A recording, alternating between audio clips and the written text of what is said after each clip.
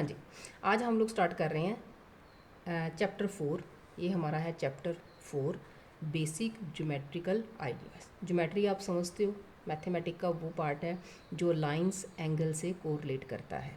सबसे पहले इसमें आता है पॉइंट। पॉइंट क्या होता है? कुछ भी नहीं, सिंपल पेन या पेंसिल के साथ आप कोई भी डॉट पेपर पे लगाते हो तो उसको क्या बोलते हैं? पॉइंट। और इसका हम नाम दे देते हैं जनरली इंग्लिश के बड़े लेटर में, जैसे ए लिख दिया, इसको पी लिख दिया, कुछ भी आप लिख सकते हो।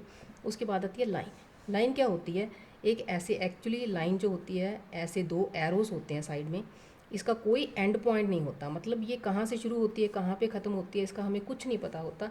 हम सिर्फ इसको शो करते हैं कि this is line A B.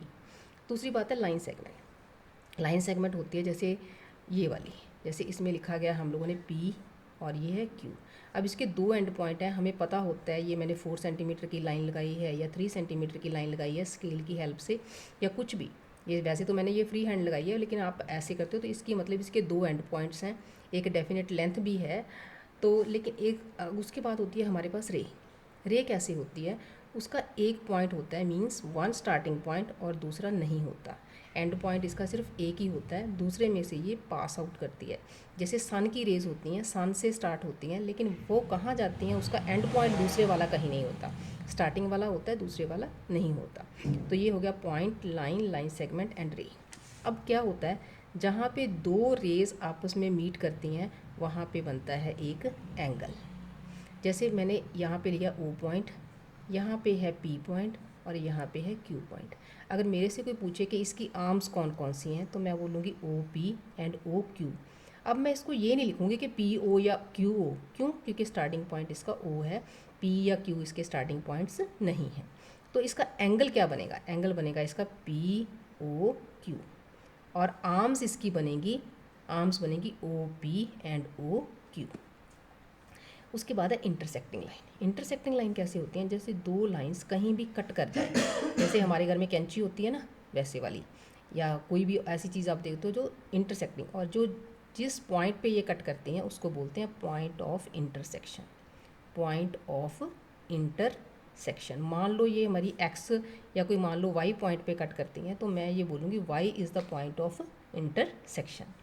तो उसके बाद होती हैं पैरेलल लाइंस। पैरेलल लाइंस क्या होती हैं? ये जितनी आपकी नोट ये लाइंस लगी हुई हैं ना इसी शीट के ऊपर, ये सारी पैरेलल लाइंस हैं। रेलवे का ट्रैक देखा है कभी? वो भी पैरेलल लाइंस होती हैं। Two lines that don't intersect each other even extended. कितना भी बड़ा कर लो इस तरफ से, कितना भी बड़ा कर लो उस तरफ से, लेकिन वो लाइंस एक दूसरे को कभी कट ना करें, वो लाइंस होती हैं पैरेलल लाइंस। इससे रिलेटेड ही हमारी आज की एक्सरसाइज है, एक्सरसाइज 4.1। इसमें है use the figure to name. अब देखो ये फिगर बनी हुई है, इस पर हमें करना है 5 पॉइंट्स। 5 पॉइंट्स कौन कौन से हैं आप देखो इसमें, D E O B and C, ये सारे पॉइंट्स हैं। बस इसको कॉमा डाल डाल के लिख देना है। कैसे लिखोगे आप? D E O B and C, ये सारे क्या हैं? पॉइंट्स। ठीक है। उसके बाद अ लाइन, एक लाइन बतानी है। अब देखो इसमें ये लाइन है, इसमें मैंने क्या बताया था कि लाइन में कोई एंड पॉइंट नहीं होता। अब दोनों तरफ एरो है, इसका मतलब ये लाइन कौन सी हो गई? B D. इसको कोई भी नाम दे सकते हो आप, बी डी है, ई ओ, इसको कुछ भी नाम से पुकारा जा सकता है। तो ये है हमारे पास लाइन। 4 रेज।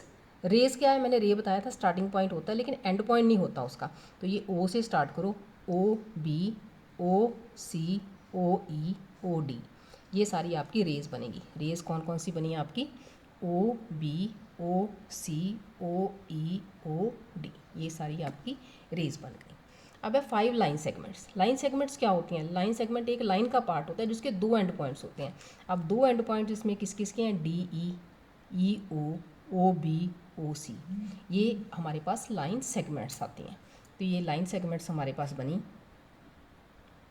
डी ई, इसको एक लाइन सेगमेंट बोलते हैं। ई ओ, इसको एक लाइन सेगमेंट बोलते हैं। इसको ओ बी को एक लाइन सेगमेंट कह सकते हैं, ओ सी को एक लाइन सेगमेंट कह सकते हैं। हालांकि इसको हम लोगों ने रे में भी दिखा है, लेकिन ये अगर हम इतना इतना ही पार्ट लें तो ये एक लाइन सेगमेंट भी है बीच में से। Name the line given in all possible 12 ways choosing only 2 letters at a time. अच्छा, अब ना एक कुछ भी नहीं है, ये एक सिंपल सी एक लाइन ड्रॉ की है, उसके ऊपर ना 4 पॉइंट्स लिखे गए हैं। अब इसको कितनी तरह से हम लोग लिख सकते हैं, बस यही है इसका। कैसे लिख सकते हो? देखो सबसे पहले ना इसको स्टार्ट करो ए पॉइंट से, इसको ए बी भी कह सकते हो, इसको ए सी भी कह सकते हो, इसको ए डी भी कह सकते हो, फिर इसको बी से स्टार्ट कर लो, बी इसको बी ए भी बोल सकते हो, बी सी बी डी भी बोल सकते हो, ठीक है। इस तरह से सी से स्टार्ट कर लो, सी बी भी है, ये सी ए भी है, सी डी भी है। इसी तरह से डी से स्टार्ट करोगे तो ये डी सी भी है, डी बी भी है और ये डी ए भी है, ठीक है। तो कितने हो गए 1 2 3 4 5 6 7 8 9 10 11 12। तो यही उसने पूछा था कि ऑल 12 पॉसिबल वेज, इसमें इसका नाम लिखना था। इतना ही था इसमें, और कुछ भी नहीं है। तो उसके बाद आई थिंक आज के लिए इतना ही काफ़ी है, ठीक है। इसकी आधी एक्सरसाइज हालांकि रहती है, पर आप इसको अच्छे से करो, फिर मैं आधी नेक्स्ट टाइम में करवाऊँगी।